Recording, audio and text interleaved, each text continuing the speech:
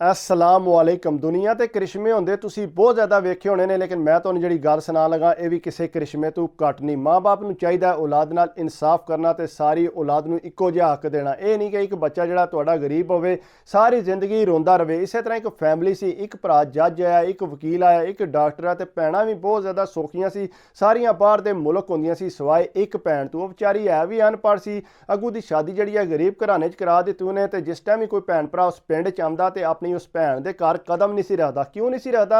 वो बेचारी गरीब सी, उहदे कपड़ियां दी सूरत हाल नहीं सी ठीक, उहदे घर दी सूरत हाल नहीं सी ठीक। उन्होंने शर्म आती सी उहदे घर जांदियां, कहंदे तू अपने घर दा ख्याल नहीं रखदी।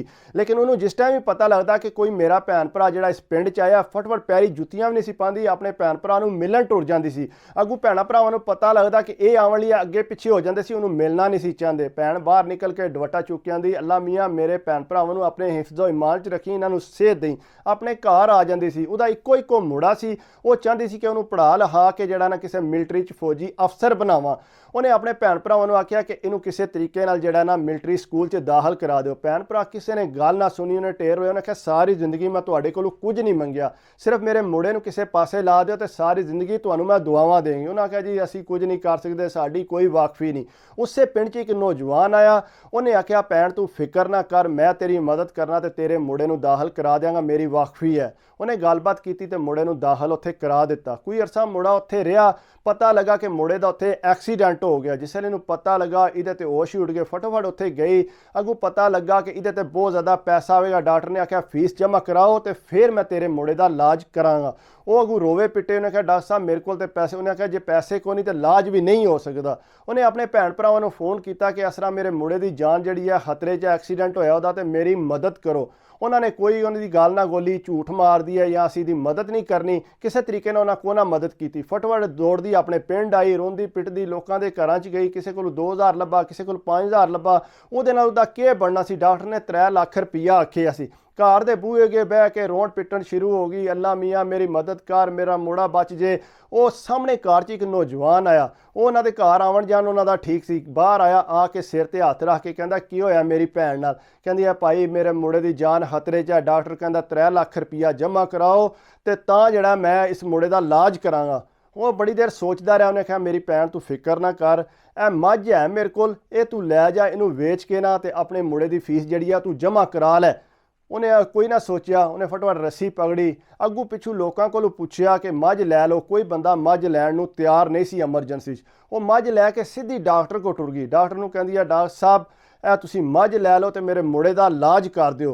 डॉक्टर ने जिसने मझ देखी, मझ ऐसी बड़ी सोहनी। उन्हें आख्या ठीक है मैं मझ रख लेना तो तेरे मुंडे का इलाज कर देना। उन्हें मुंडे का इलाज किया। मुंडा 15 दिन बाद घर आ गया। कोई थोड़ा जिहा अरसा गुजरा, जो भाई बनाया सी सामने कार जिन्हें मझ दी सी उहदे ते कतल का इल्ज़ाम हो गया।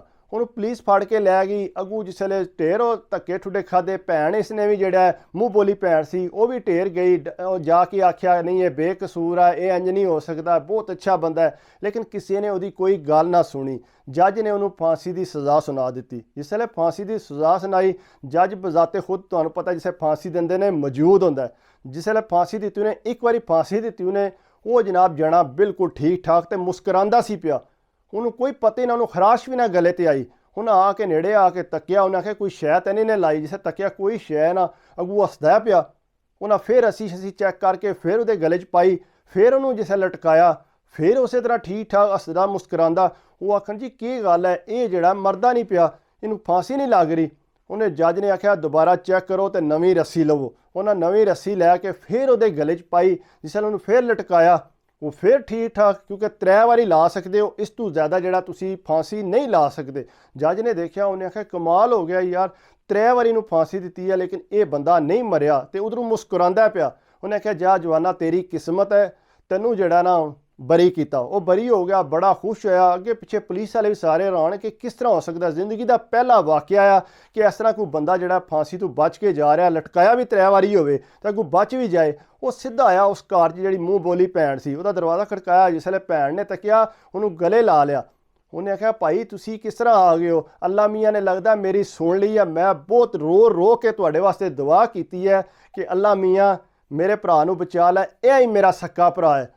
उन्हें आख्या भैन मेरी है, तू ही मैनू बचाया, होर किसी ने मैनू नहीं बचाया। उन्हें आख्या भाई मैं तुहानूं किस तरह बचाया? उन्हें आख्या तेरियां दुआवां ने ਤੈਨੂੰ ਪਤਾ ਹੈ ਜਿਸ ਵੇਲੇ ਜੱਜ ਮੈਨੂੰ ਫਾਂਸੀ ਦਵਾਉਂਦਾ ਆਇਆ ਪਿਆ ਤੇ ਤੂੰ ਰੱਸੀ ਫੜੀ ਸੀ ਮੱਝ ਦੀ, ਬਾਰ-ਬਾਰ ਮੇਰੇ ਪੈਰਾਂ ਥੱਲੇ ਲੈ ਕੇ ਆ ਜਾਂਦੀ ਸੀ। ਕਹਿੰਦਾ ਪਹਿਲੀ ਵਾਰ ਲੈ ਕੇ ਤੂੰ ਮੁਸਕਰਾਉਂਦੀ ਸਿੱਧੀ ਮੱਝ ਆ ਗਈ ਹੈ ਥੱਲੇ, ਮੈਂ ਪੈਰ ਉਹਦੇ ਤੇ ਰੱਖ ਲਏ ਨੇ ਤੇ ਮੈਨੂੰ ਪਤਾ ਨਹੀਂ ਮੈਂ ਮੁਸਕਰਾਉਣ ਲੱਗਿਆ ਸਾ। ਕੋਈ ਜੱਜ ਵੀ ਆਖਦਾ ਕਿ ਤੂੰ ਮੁਸਕਰਾਨੇ ਪਿਆ, ਤੈਨੂੰ ਦਰਦ ਨਹੀਂ ਹੋ ਰਿਹਾ? ਕਹਿੰਦਾ ਮੈਂ ਨਹੀਂ ਬੋਲਿਆ। ਕਹਿੰਦਾ ਦੂਸਰੀ ਵਾਰੀ ਦਿੱਤੀ ਨੇ, ਫੇਰ ਵੀ ਤੂੰ ਮੱਝ ਲੈ ਕੇ ਥੱਲੇ ਆ ਗਈ ਹੈ, ਉਹ ਤੀਸਰੀ ਵਾਰੀ ਫੇਰ ਤੂੰ ਲੈ ਕੇ ਆ ਗਈ ਹੈ। ਉਹਨੇ ਕਿਹਾ ਮੇਰੀ ਭੈਣ ਹੈ, ਮੈਂ ਤੇ ਜਿਹੜੀ ਮੱਝ ਤੈਨੂੰ ਦਿੱਤੀ ਸੀ, ਤੂੰ ਤੇ ਮੇਰੀ ਜਾਨ ਬਚਾ ਦਿੱਤੀ ਹੈ।